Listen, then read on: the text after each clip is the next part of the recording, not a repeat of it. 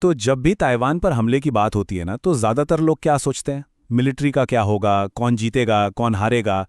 लेकिन आज हम बात करेंगे एक अलग एंगल से।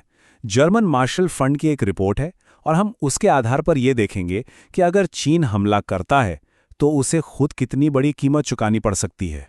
तो चलिए इस बात को जरा और गहराई से समझते हैं। देखिए, कोई भी लड़ाई राष्ट्रपति शी जिनपिंग के चाइना ड्रीम को एक बहुत बड़े सपने में बदल सकती है। सोचिए, जबरदस्त आर्थिक उथल-पुथल, समाज में अशांति, ये एक ऐसा खतरा है जिसे बिल्कुल भी नजरअंदाज नहीं किया जा सकता। तो यहां आकर हम पहुंचते हैं सबसे बड़े सवाल पर। आखिर राष्ट्रपति शी जिनपिंग का रिस्क कैलकुलेशन है क्या? मतलब चीन की इकोनॉमी, उसकी मिलिट्री और समाज पर जो असर पड़ेगा, वो ताइवान को लेकर उनके फैसलों को कैसे प्रभावित करेगा? यही वो सवाल है जिसके इर्द गिर्द हमारी आज की पूरी बातचीत घूमेगी। इस रिपोर्ट में इन कीमतों को समझने के लिए दो अलग-अलग सिचुएशंस या कह सकते हैं परिदृश्यों को देखा गया है। चलिए देखते हैं कि वो क्या हैं। तो यहाँ स्क्रीन पर दो अलग अलग सिचुएशंस हैं। एक है मामूली संघर्ष, मतलब कुछ हफ्तों की लड़ाई और फिर मामला शांत हो जाता है। और दूसरी तरफ है एक बड़ा युद्ध जो महीनों चलेगा और जिसमें पीएलए यानी चीन की सेना हार जाती है और इसमें जान माल का भी बहुत बड़ा नुकसान होता है। यही वो दो एक्सट्रीम केसेस हैं जिनके आधार पर हम चीन को होने वाले नुकसान का अंदाजा लगाएंगे। अब आते हैं इस रिपोर्ट के सबसे जरूरी पॉइंट पर। पता है सबसे मजेदार बात क्या है? चीन की अपनी इकोनॉमिक स्ट्रैटेजी ही उसके लिए एक दुविधा, एक डिलेमा खड़ा कर देती है जब वो किसी मिलिट्री एक्शन के बारे में सोचता है। और ये रही वो दुविधा जिसे कहते हैं एस्केलेशन डायलेमा।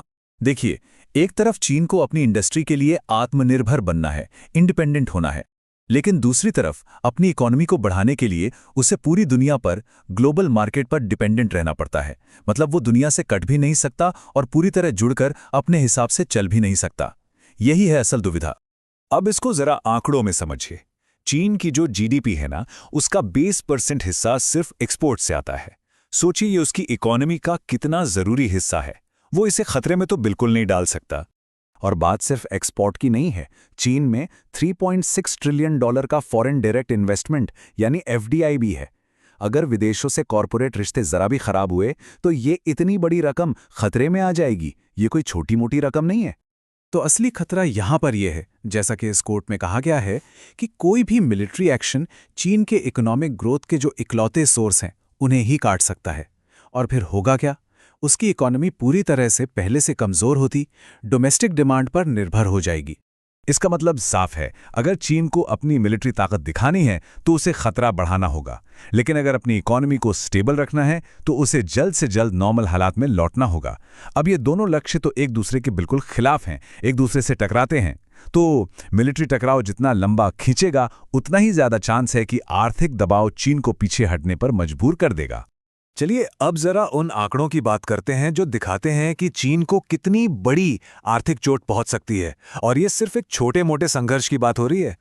जी हां, बिल्कुल सही सुना। एक मामूली संघर्ष की कीमत भी चीन को कम से कम 2 से 3 ट्रिलियन डॉलर पड़ सकती है। और ये कोई हवाई बात नहीं है।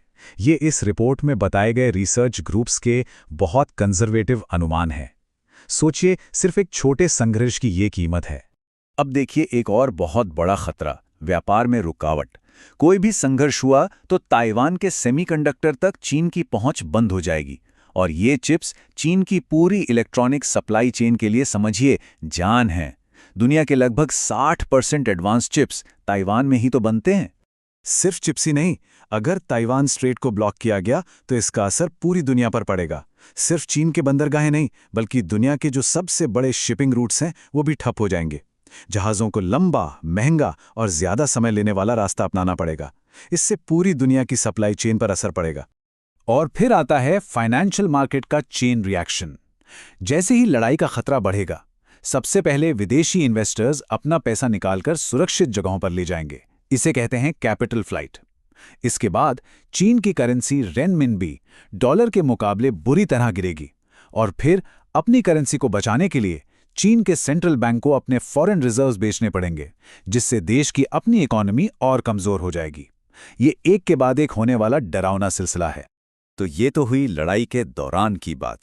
अब जरा उन नतीजों पर नजर डालते हैं जो लंबे समय तक बने रहेंगे, भले ही लड़ाई बहुत छोटी रही हो और जल्दी खत्म हो गई हो।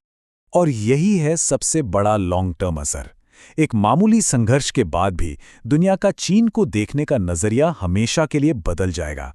कोई भी मिलिट्री एक्शन, ग्लोबल कॉरपोरेशंस और सरकारें चीन में इन्वेस्ट करने के रिस्क को बिल्कुल अलग तरीके से देखने लगेंगी। एक बार भरोसा टूटा तो उसे वापस बनाना बहुत बहुत मुश्किल होता है। और इसका सीधा नतीजा क्या होगा?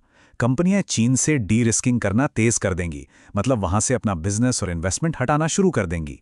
व्यापार और शिपिंग के रास्ते हमेशा के लिए बदल दिए जाएंगे।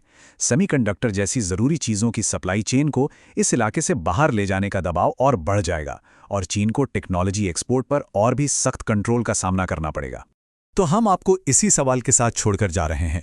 अगर एक मामूली सा संघर्ष भी चीन को इतना बड़ा और लंबे समय तक चलने वाला आर्थिक नुकसान पहुंचा सकता है, तो क्या चीन वाकई में किसी भी तरह की मिलिट्री कार्रवाई का जोखिम उठा भी सकता है?